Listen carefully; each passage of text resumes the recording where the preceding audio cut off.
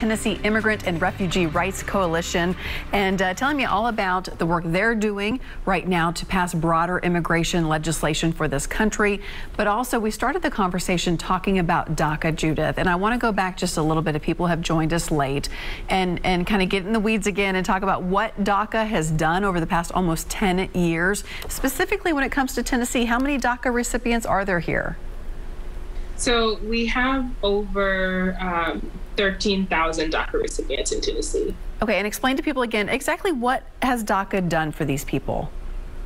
So DACA, the Deferred Action Childhood Arrival Program, has made it possible for so many young people to have access to a legal status, so to have a legal status, and so enabling them to have access to different jobs, and generally plan for the future, right? Mm-hmm. There are so many things that you cannot do if you don't have access to a legal status, and DACA has opened up a lot of doors for a lot of those young folks. There are certain qualifications you have to meet in order to get that status, and you have to renew it every 2 years. But now things have kind of been tossed up in the air once again by a federal judge in Texas who has deemed this program illegal, and now it will be appealed probably all the way up to the Supreme Court again, which has already weighed in on this issue one time, but in kind of a different vein of the issue.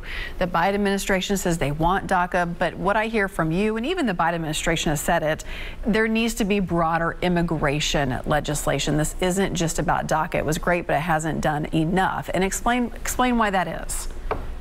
Yeah, absolutely. So DACA is a temporary program that young folks have had to apply for every 2 years. And as you said, there's a lot of stipulations, a lot of requirements that leave thousands of people out, actually millions of families out, without access to a legal status. And so DACA has opened a lot of doors for a lot of young people. However, it has left so many families out, right? And so we want to make sure that we are working and creating a pathway to citizenship for everybody, right? Including DACA recipients, including TPS holders, farm workers, the millions of people who have been working as essential workers and are undocumented, and all of their families, right? We want to make sure that people have permanent protection and are not living in fear or living in limbo about what's going to happen with their futures. What do you hope Washington does? Because they actually have legislation, or, you know, I guess they're working on legislation right now that could make significant changes to this. What is the hope? What is the message to our lawmakers? Yeah, so right now Congress has an opportunity to create a pathway to citizenship through the budget reconciliation process. And it is so important for them to take action and stop playing or stop using immigrant families as a political bargaining chip, right? This is about people's lives. This is about people's futures. And we need our elected officials to really listen to what our communities are saying and are demanding, and take action to create a permanent protection for the millions of people who have been living in this country, making this country work, yeah, to make sure that they have the protections they need. And you've said over and over again, a pathway. It doesn't sound like anybody is advocating for a one-time stamp, you're in, okay, let's move on. This is supposed to be a pathway to citizenship, a roadmap, right? Yes, yes. Right now, and I said this earlier, but a lot of people just ask, you know, why don't they apply? Yeah. Because there's no application, right? And so we want Congress to update our immigration system, create a pathway for people to have access to a legal status. I'm so glad that you said that, because I think it is one of those, just like, it's a common question. Why don't you just apply? Well, here's the easy answer. And sometimes it is just that easy. We were talking in the break and I said, give me some other misconceptions that people had. And you said a big one was people say immigrants or illegals or undocumented workers don't pay taxes. That's far from true, actually. Right. Immigrant communities, immigrant families pay taxes. I think in Tennessee specifically, immigrant families have paid around $3.2 billion in taxes in 2019. That's in Tennessee. So that's in Tennessee. Okay. Families file with an ITIN number, which is an individual taxpayer number. If they don't have a social security number, they pay sales taxes. And so immigrant families are contributing to our economy, contributing to our country, and making this country work. right? They are part of our communities. And so it's really critical when we think about what does it mean for us to, rebuild the country, making sure that our communities are strong. That means also making sure that immigrant and undocumented families have access to a legal status. So that all of our communities can have access to what they need, regardless of their immigration status. Mm-hmm. And as you said, during this pandemic over the past year and a half, many of the people who have been in essential roles have been immigrants. Yeah, absolutely. I believe around 5 million undocumented immigrants have been risking their lives over the past year or so. And I think actually over 2/3 of all undocumented immigrants work in frontline essential jobs. So the healthcare industry, home care, transportation, agriculture, etc. So those are people who are literally keeping this country running for the past year or so. And so it is such a moral failure if we say that people are both essential and also deportable. Right.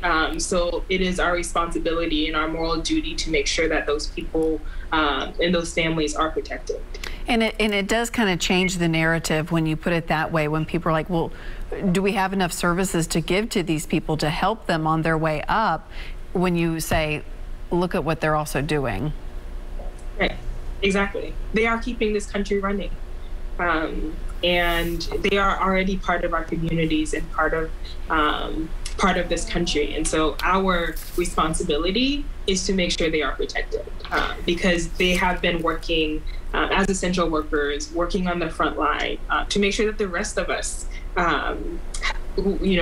people who have legal status, who are born here, that this country keeps working. And so it is our responsibility to make sure that they too are protected. Yeah. This topic is often not something that is front and center in your school books when you're learning, about when you're at school, you're not learning about immigration status and immigration law. And quite frankly, it can kind of be a hidden topic because people are worried about their own welfare. So if people want to become more educated on this, where's a good place to start?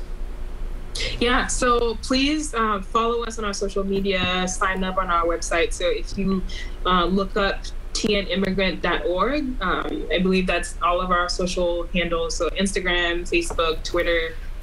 Please stay in touch. We send out regular newsletters about what's happening and ways that people can plug in and take action to make sure that not only our state elected officials hear our concerns, but also our national or federal electeds hear about what we need, and also different ways that you can take action to support local immigrant and refugee communities. And so please stay in touch, and we will definitely update you on the different opportunities that there are.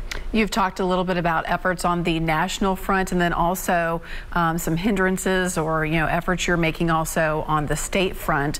Where do you think most help is going to be granted? Will it come nationally? Is that what's needed most? So immigration is the federal issue, right? It is under the jurisdiction of the federal government. And so we need Congress to take action to update our immigration system to create a pathway. And there are also a lot of things that we can do at the state level and at the local level to protect immigrant communities, right? People live their lives at the local level, right? So as communities in Tennessee, we need to make sure that our state are also, passing pro-immigrant policies rather than, passing anti-immigrant legislation and using those communities to, to mobilize hate. And so we want to make sure that we are advocating at the state level and at the local level so that we are creating policies and creating an atmosphere where, regardless of where someone was born, they can live safely and thrive here. If you could speak to our viewers one last time here and tell them if there was one thing that you could ask them to do on behalf of an immigrant, what would it be right now? Today, what could they do? Educate yourself and also take action. Educate yourself, learn about who immigrants are, who we are, and also commit yourself to taking action, talking to your family members, talking to your elected officials about making sure that we are creating a country where everyone, regardless of where they are born, are affirmed and can live and thrive. Judith, thank you for talking with us tonight, for sharing some knowledge and just being so passionate about this topic. Thank you. Thanks for having me. Absolutely. Absolutely. Okay, when we come back, I'm going to tell you what's on tap for the rest of the week, so stick around.